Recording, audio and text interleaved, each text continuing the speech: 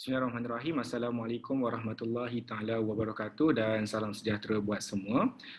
Ini adalah siri terakhir dalam Getting to Know Curriculum. Seperti yang telah dibincangkan sebelum ini, kita telah membincangkan tentang konsep of curriculum. Yang kedua adalah aspek of curriculum, yang ketiga adalah teachers curriculum, dan yang terakhir which is this siri untuk video kali ini adalah berkenaan dengan adapting curriculum. Okey, jadi sesiapa yang masih belum menonton 3 siri yang terawal, bolehlah tonton di YouTube saya. Okey, jadi adapting curriculum. Adapting curriculum. What is adapting curriculum? Adakah sebagai guru awak ataupun anda modify kurikulum yang sedia ada, ataupun adakah anda create ataupun mencipta kurikulum yang baru?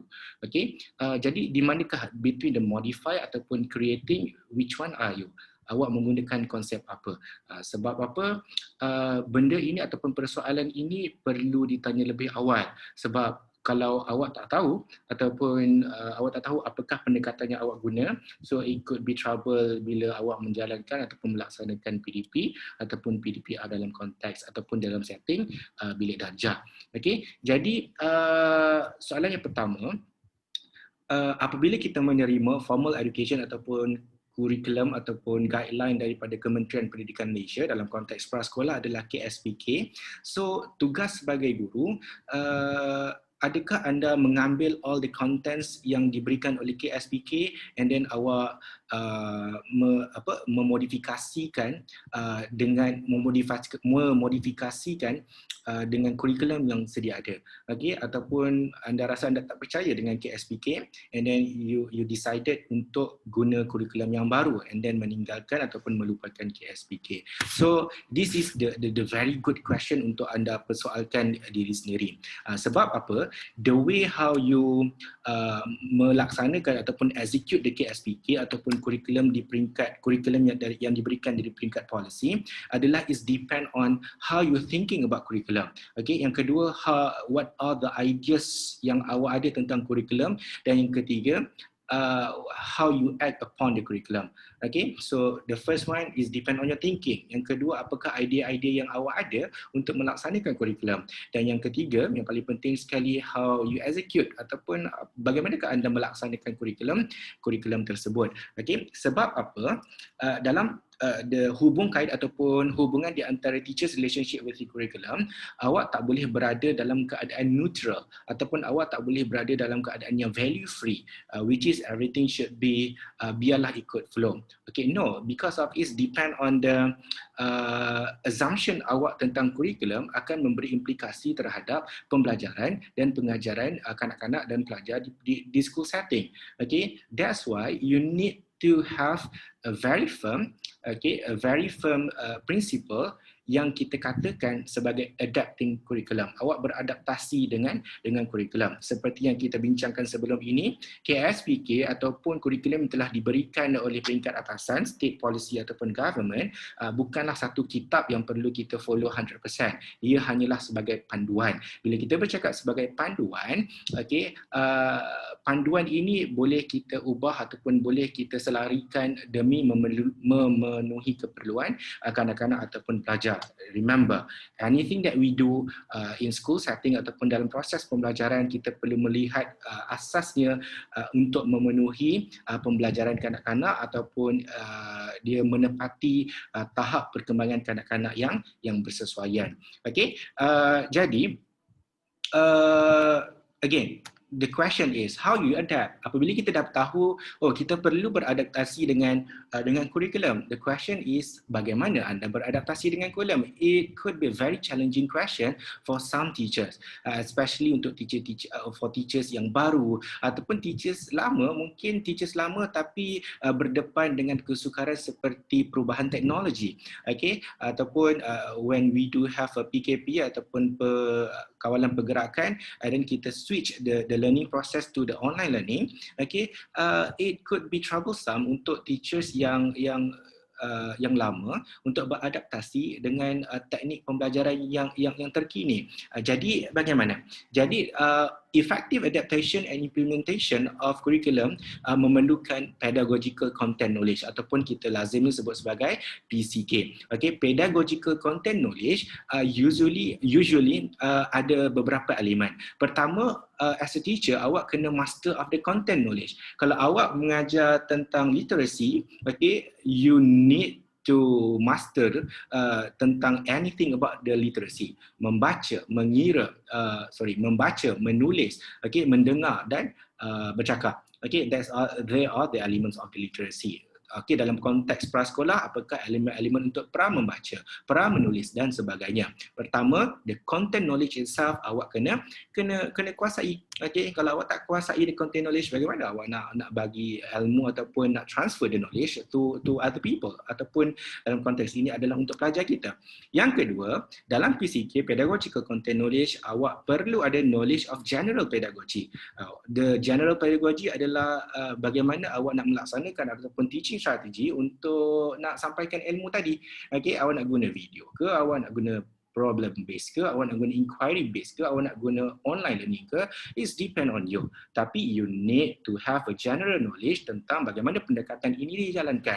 Okay, selepas kita ada knowledge, content knowledge, yang kedua adalah pedagogi, dan yang ketiga, apa yang awak perlu faham adalah knowledge of learners in your class and dia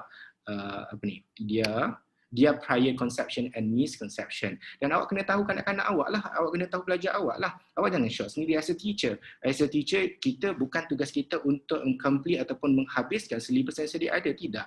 Okay? Tapi tugas kita perlu faham dulu bagaimanakah keadaan ataupun status pembelajaran kanak-kanak ataupun pelajar dan mereka berada di tahap yang mana. Adakah mereka mempunyai ilmu sedia ada ataupun ilmu sedia ada berada dalam landasan yang tidak betul ataupun mereka salah faham dengan ilmu sedia ada. So, ketiga-tiga ini adalah elemen dalam pedagogical content knowledge yang kita perlu faham ataupun yang perlu kita kuasai dahulu. Sebab apa? Apabila kita dah kuasai ataupun dah tahu ketiga-tiga elemen, barulah adaptasi terhadap kurikulum itu dapat dijalankan.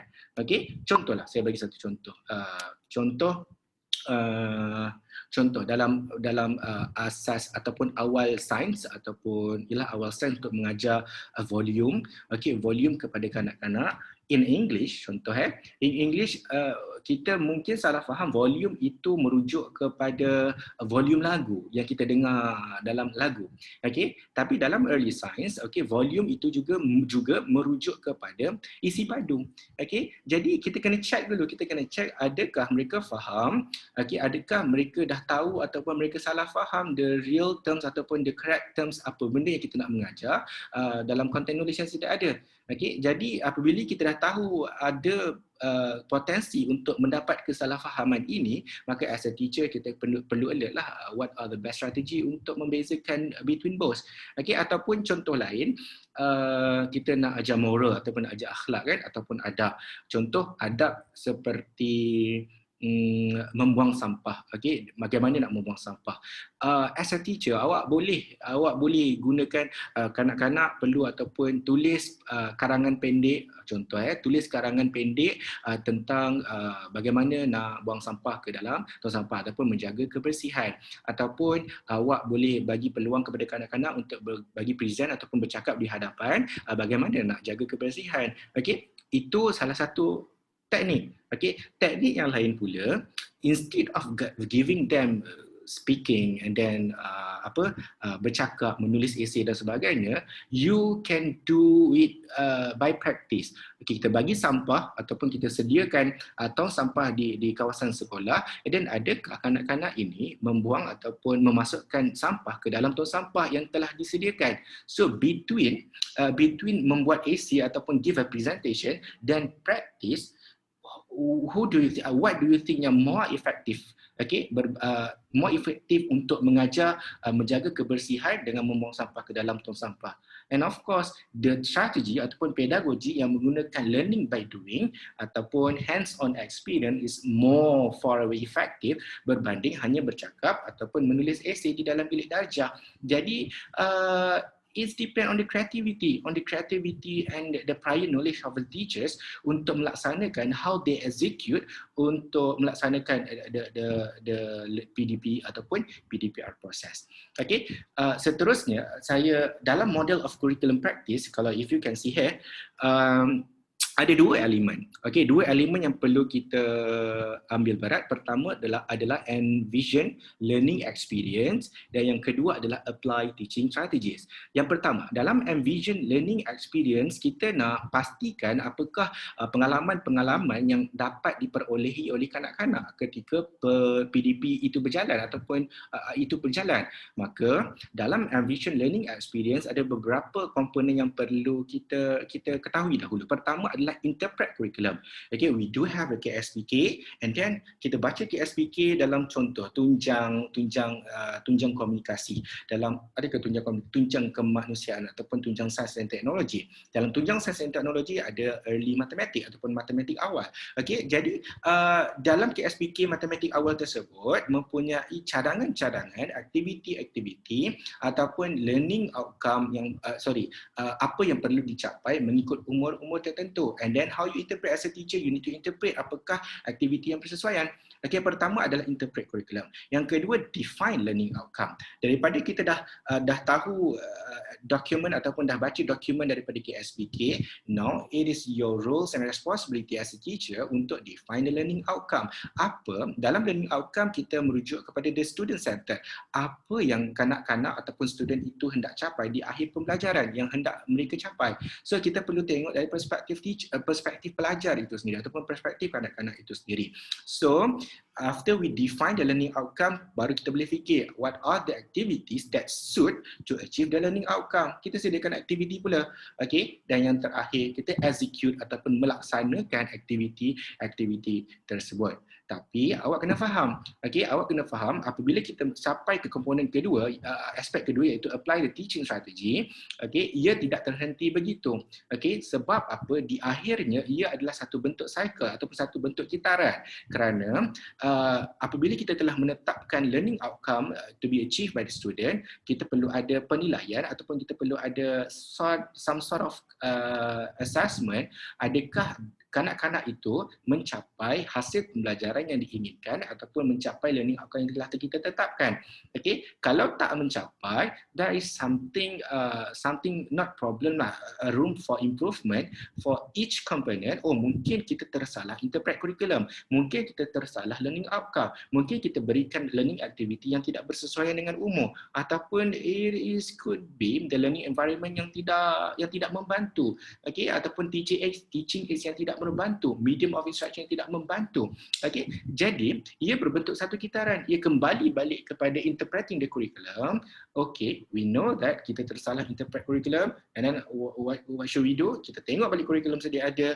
Okay, now sebelum ini kita telah melaksanakan aktiviti yang lain, tapi kanak-kanak tak mencapai learning outcome yang perlu dicapai. So what should we do? Adakah kita perlu rendahkan level ataupun adakah kita perlu tinggikan level, ataupun adakah kita perlu membuat repetition of the activity? So which one is yang best ataupun suit dengan children's development? Ini kita katakan adalah konsep cycle of reflection ataupun reflective, okay, untuk supaya guru itu tidak short sendirilah, okay? Sebab apa? Macam saya cakap tadi, we are not being a teacher to complete in order to we are not to be a teacher semata-mata untuk complete the syllabus. Okay, kita nak bagi ataupun kita nak berikan pembelajaran kepada kanak-kanak itu suatu pembelajaran yang bermakna ataupun meaningful education. So